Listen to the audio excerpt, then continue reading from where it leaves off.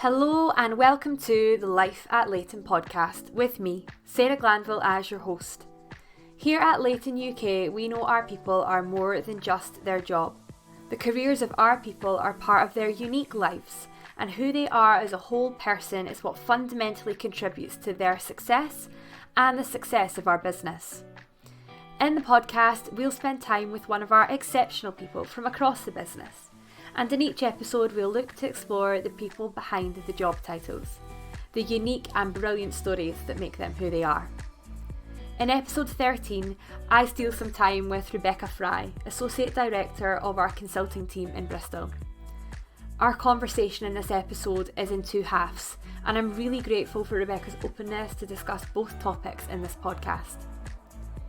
15 months ago, Rebecca joined Leyton UK from a direct competitor, and we start today's conversation exploring her perspective on this move and its impact on her career. In the second half of the podcast, we pivot to talk about the great news of Rebecca's pregnancy, Leyton UK's enhanced family-friendly policies, and the additional support that Rebecca has been offered by people in the business at all levels. Thank you, Rebecca, for joining me for this conversation and talking so openly. There's so much value in this episode thanks to your willingness to be completely honest and open about your own story. So thank you for tuning in, and grab yourself a coffee. Get ready to be inspired by the people that are Leyton UK.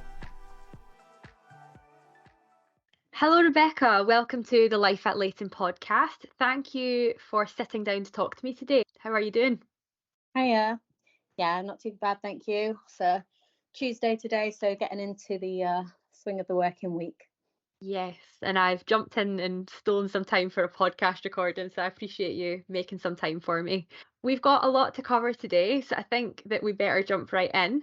To start us off, do you want to talk our listeners through the unique opportunity that brought you to Leyton UK in the first place? Yeah, of course. So I guess it's worth giving a bit of background. I'd already worked in R&D for 6 years when the opportunity first presented itself. I'd obviously heard of Leyton, with it being market leader in the R&D industry, but I knew that they were based mostly in London and Glasgow. And don't get me wrong, my husband and I would have loved to move up to Scotland. We easily could have lived there, but it just wasn't going to be practical with all of our family and friends down in the southwest. So the opportunity did present itself when I heard that they were opening an office in Bristol. And from there, I basically just knew that I had to reach out. I was really keen on taking that opportunity to work for such a market leading firm, but it had that feel of a startup vibe. So it was a brand new opportunity with a brand new office opening, taking that sort of presence to the southwest. And I just knew it would come with like really good opportunities to make a difference. And I guess that's something I've been reassured on throughout my interview process and throughout now my 15 months within the business.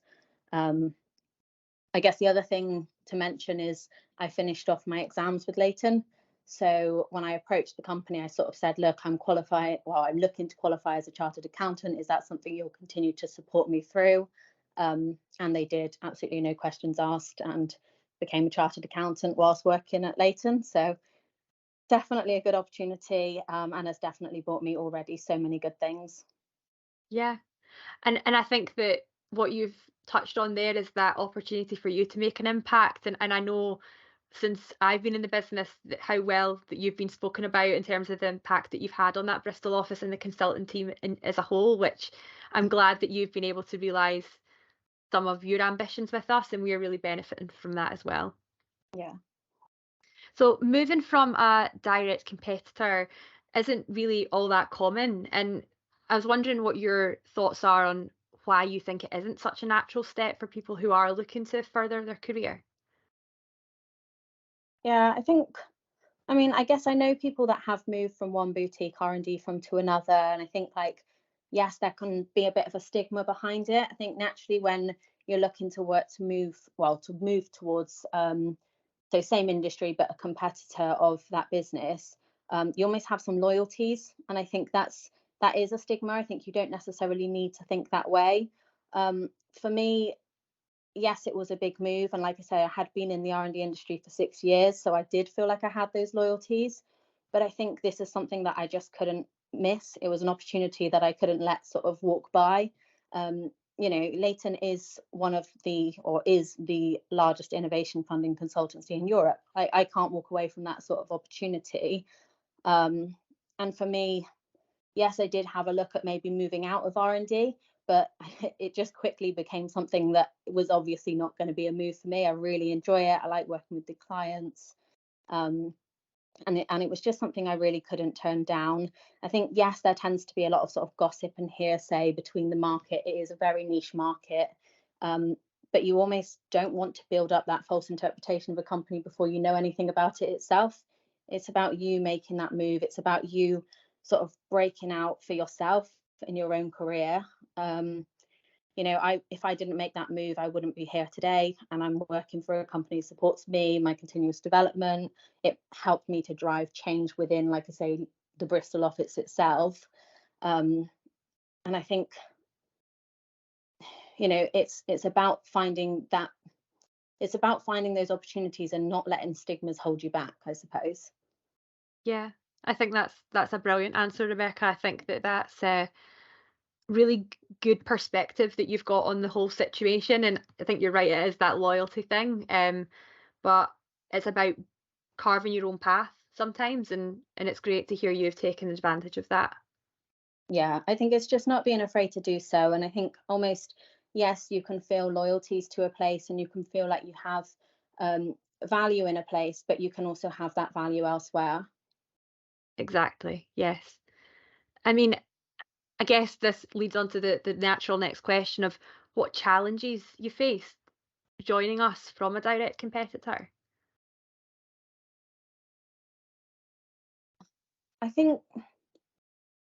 guess challenges, it feels like quite a strong word, again, because I was really excited for the opportunity. For me, it was something I just wanted to throw myself into. But I guess at the same time, it is understanding that like it isn't a plug and play. One R&D consultancy is not going to be the same as the other. Whilst I had all that excitement and all of those ideas and things I wanted to bring to the table, I think what I did correctly was not sort of almost run before I could walk. I sort of came in, I stepped back, I got to know the processes, the systems, like they are different. I don't think you ever want to come into a business thinking or demonstrating sort of to everyone, oh, I know what I'm doing, I'm better, or you don't need to teach me this, because I don't think that's right. I think if you come in with the know-it-all attitude, you're not going to get that respect. So for me, it was about coming in, slowing down, taking that time to sort of adapt and understand things from a fresh perspective, um, and then almost just building up the trust and the I guess relationships internally to then be able to start making those changes and having those suggestions and to really get involved in the things that I wanted to get involved in. So I don't know if it's a challenge itself. It's probably just a kind of more of a more of just a realization I made along the way that I didn't want to come in and not do all of those things before building up the respect, I suppose. And I guess the thing is, Leyton do have a lot of internally developed systems, so it did take me some time to come in, get to know them, and then actually just really benefit from them going forwards. Yeah, it's kind of finding that bridge between you're being hired for your experience and your expertise, but also coming in with that kind of fresh mindset to absorb all the different ways that the business that you're joining works, and kind of bringing the two of them together. Yeah. What ways do you think that your situation made an easier transition for you? Um, the key one to me is speaking with people within the business. I immediately made sure that I sought to build that trust with people so that they understood who I was, where I was coming from, what my experience was, so that I wasn't just the new person that was coming in and trying to I guess make some changes. I guess the leadership team itself at Leyton, they are very passionate. So you want to come in, you want to be on board with that, you want to sort of speak to the right people. I remember having a conversation with Elena, so our head of consulting, right at the very beginning, sort of during my interview stage, and you do go away feeling so inspired because you know that actually, like, they do have that passion, they do have that drive, and they want to see it from the employees as well. They don't want that just to be at leadership, but they want to see other people come in and do that and make those changes. So again, it just cemented the feelings that I've already touched on regards to the Bristol expansion, expanding our footprint in the southwest, and being able to drive the business forward. Brilliant. I think you've already sort of dropped lots of little good bits of advice and everything you've said already, but do you have any, like, I guess, key bits of advice you would give anyone else who's considering a similar move? Probably very high level advice, but I think sometimes you just have to go for it. I mean, you hear about people that are stuck in jobs, they don't like it anymore, or maybe things are changing within that job that they don't necessarily agree with, but they almost feel stuck behind that stigma I spoke about earlier, where it's like the fear of leaving somewhere you've been for maybe a number of years. But I think really it is about going for it. I think if there's an opportunity and you've got the chance, just take it. Like, yes, it might be seen as a risk, but it could also be the best thing that you've ever done. Yeah, I love it. Be brave. Be brave, be bold. Yeah. So, the other thing that I was really keen to talk to you about on the podcast is also a big change that's coming in your personal life, Rebecca. You're expecting a baby, which is just the best news. So, before we jump into the podcast questions, I have to check, how are you guys doing, you and baby? This is the part where I suddenly get probably really emotional because it Yeah. causes havoc with the emotions. But yeah, no, I think definitely excited, definitely nervous. Like, it's coming around so quickly, which is super scary. But yeah, we're all good. Everything's absolutely fine, so I can't complain. Good, I'm so glad. So, Leyton UK, not that long ago, we announced that we enhanced our maternity and paternity policies. And I guess as someone who that's directly impacting right now, I was really keen to hear your thoughts on them and if you would be open to sharing your experience of making use of them so far. Yeah, I mean, again, I definitely can't complain. It came at a very good time. There was the enhanced policies that almost coincided pretty much exactly with me announcing my pregnancy news to the company. Um, but I guess, yeah, all jokes aside, it is really encouraging to see. And I think the key thing for me is that Leyton does regularly review its policies, and it wants to keep up to date with the current market offerings. It wants to make sure that it is sort of looking at what other competitors are maybe offering in the market and almost mirroring or bettering that. So I'm early days at the moment. I haven't necessarily taken advantage of anything yet, but obviously preparing for my own maternity leave, which is scarily just in a couple of months. The updated policies definitely take a massive strain off of like financial worry and things that do inevitably come into your head when you're sort of going through this. I almost thought I would never be that person to worry. I think, right, things just happen, but you start to have these worries. And almost from the very moment that I shared my news with the team, so with my manager at the time, she looped me in with HR. They talked me through my entitlement, let me know I'd get the 26 weeks of full pay, and even just really explained to me how things work with accrued holiday, bank holiday, things like that. And I think, like, you've got so much running through your mind at this time. You've got so much, like, everything suddenly that you're thinking of. It just really helped that they were so, like, clear to explain that to me and almost just take another burden off. Um, but yeah, it's like I say, the encouraging thing for me is just that it does get reviewed and that we are heard, and it's important, because at the end of the day, like, it is important and it does matter, and it's, yeah, huge strain that's taken away. Yeah, absolutely. And I think as part of our kind of family friendly policies, we also support you through like the pregnancy period as well, like with appointments and things. I imagine you've kind of been able to take advantage of that so far. Yeah, and even that, it's all just so easy. I can just update my manager and the HR department whenever I've got appointments, and off I go. Like, it's a really easy process. They're really supportive. Um, Again, even just asking for things like whether or not I need adjustments, even to my home. So we remote work, so even to my sort of home setup, they're happy to sort of accommodate anything that's going to make it a lot easier for me to work. Which Obviously this is my first baby, so I don't know what it was going to be like, but it's actually just really nice to have that support from my employer. Yeah, that's brilliant. Like you said, it is your first baby, and I know that you've talked about the uncertainty kind of financially and life changing and on that side of things, but I know that you're also incredibly driven and career focused, and I guess I'm interested on how you feel approaching maternity leave for the first time. Have we been able to support you with any uncertainty around how this might impact your career? Yeah, I mean, I won't lie, I've definitely had a few wobbles. I think recently, as it's been getting closer, I yeah, I do tend to sort of go up and down in terms of the way that I worry about this. But actually, I think the really important thing is that you do talk to others, other people that have been through it, but also just people around the business that can support. And I've definitely been fortunate that people have reached out to me. So just the other day, I had a conversation with our new MD, Brian, who was like, look, you need to go off, you need to enjoy this time. This is like a really personal thing for you. Like, you'll come back and everything will be in place, like everything will be just as it was.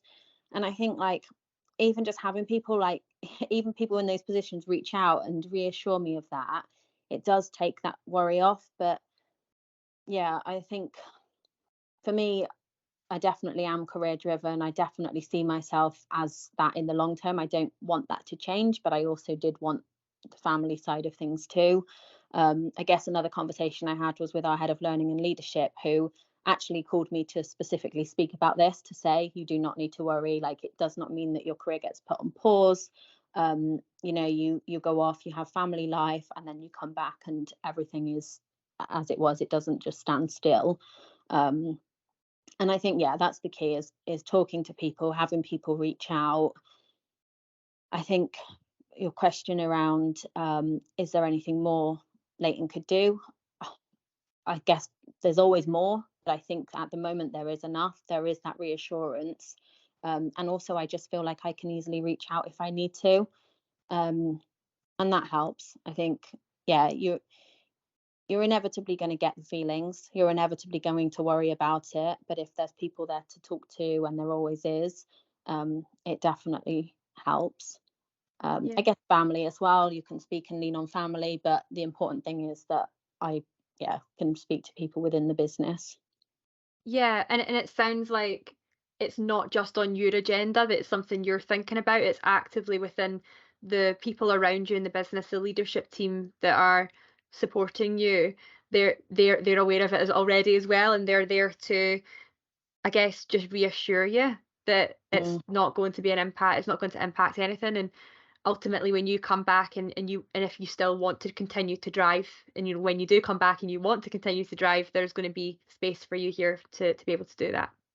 yeah, I guess the other thing as well is that encouragement of things like the keeping in touch days, so that you can come and touch base. You're not completely out. I think, again, it's something that would worry me, being out for that extended period of time, and then just coming back sort of 8 to 9 months is what I'm planning to have off. But yeah, sort of that is a long time. So I think, yeah, you almost need those days, and I'm glad that it is something that the company's able to support and offer to me. So yeah, it's all really, really helpful, to be fair. Good, I'm so glad. Thank you so much for joining me for today's episode, Rebecca. Do you have anything else that you want to mention before we sign off? Yeah, I guess we've sort of swung from one thing to another, but I guess, like, I would like to go back to my earlier point. Really, is just to reiterate, not to be afraid to make that change, or even just to be the voice of change. So it might not even be that you're looking to change careers, but you might just be wanting to be that voice. I mean, I certainly didn't get to where I am in my career today by having my hand held. I think you do need to have that proactivity, you need to have that drive, and you really can make a difference. And I think somewhere like Leyton really offers you that opportunity to make a difference. Um, if you feel like you're the type of person that's moaning or saying something doesn't happen in a certain way, but you want it to, why are you not pushing for the change, and why are you not striving to be that difference? Yeah, I love that. I love that answer.